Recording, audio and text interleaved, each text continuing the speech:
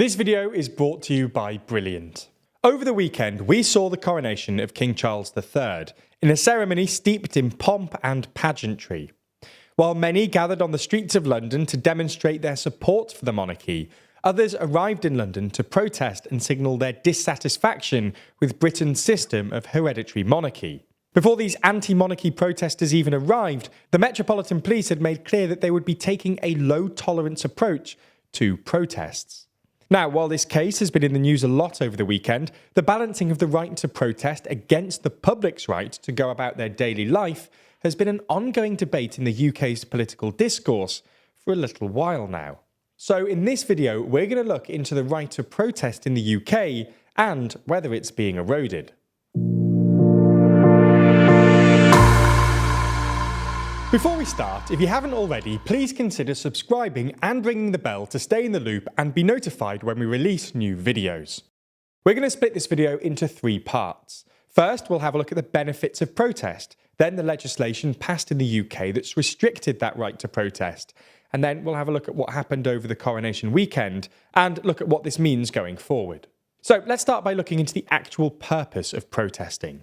Historically, protest has been a vital tool to raise awareness to a particular issue or to signal dissatisfaction with the government. Groups such as the suffragettes and suffragists and the LGBTQ+ community have used protest as a way to achieve their aims. In these instances, public awareness is raised, which then forces legislators to take action. In more recent times, the protests against the Iraq War were used to demonstrate that the public were opposed to the invasion, and was the largest anti-war rally in history, with the Rome protests seeing more than 1.5 million people in attendance.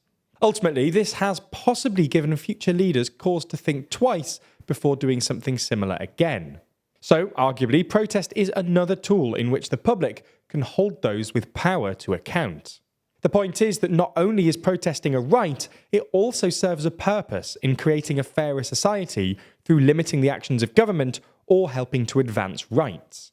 Now, it's worth noting that while people certainly do have a right to protest, it's the government's job to draw the line, making clear exactly how much disruption society is willing to tolerate for the public good of protest. In the last year or so, the government has been pushing to try and make this balance fall more heavily on the side of respecting people's right to go about their everyday lives. In essence, the government has started cracking down on protest.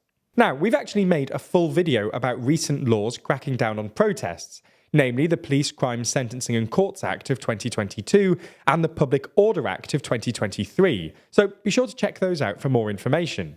The most recent of the two, the Public Order Act, received royal assent and became law at the beginning of May. Measures in this act were explicitly designed to tackle the current wave of environmental protests by groups such as Extinction Rebellion and Just Stop Oil that use tactics like locking onto things, blocking roads, and interfering with infrastructure. The Act introduced a new offence of interfering with key national infrastructure, like roads, airports, railways, and oil infrastructure, which can result in a maximum sentence of 12 months in jail. Another new offence is locking on, or going equipped to lock on, criminalising the protest tactic with a maximum sentence of 6 months. Stop and search powers, including suspicionless stop and search, have also been extended, so police can search for and seize things that could be used in a protest offence. It's only now that the Public Order Act is law that we're beginning to see how it can and will be used to police protests in the UK.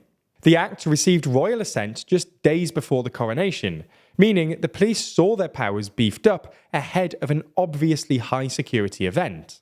The police had warned that they would have a low tolerance for disruption, whether through protest or otherwise, and that they'd deal robustly with anyone intent on undermining this celebration.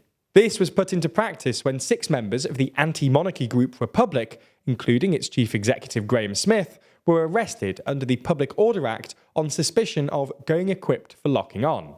The police had searched the group's van as they were unloading Not My King placards and found items, which turned out to be luggage straps, that they say could have been used for a lock-on protest.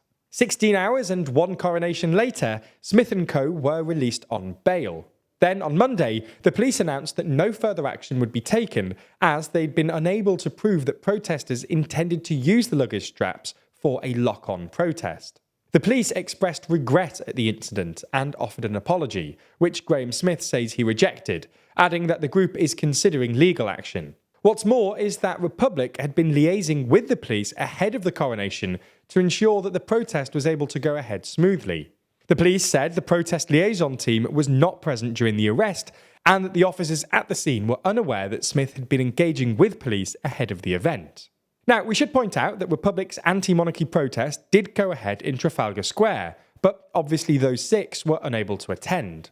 The incident also highlights the broader impact the new legislation may have. Firstly, the most obvious. People who carry out disruptive locking-on protests can be arrested, charged and jailed for the brand new offence.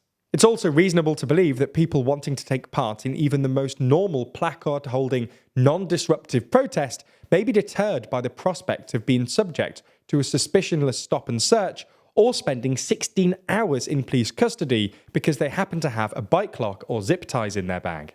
It's this kind of thing that prompted the UN's human rights chief to speak out against the public order bill before it was passed, saying it imposes serious and undue restrictions on rights to freedom of expression and peaceful assembly that are neither necessary nor proportionate to achieve a legitimate purpose. So the last few years have seen growing numbers of disruptive protests across the UK, as things like climate change become an increasingly pressing issue. The government, for its part, said it's trying to reset the balance between people's right to protest and the right for people to go about their daily lives free from disruption. But that raises the obvious question of how these two things should be balanced and whether non-disruptive protest is worthwhile at all. And as for the coronation, it demonstrates how these new laws could be used to subdue protests that may not even meet that threshold of disruptive. But what do you think? Let us know your thoughts in the comments below.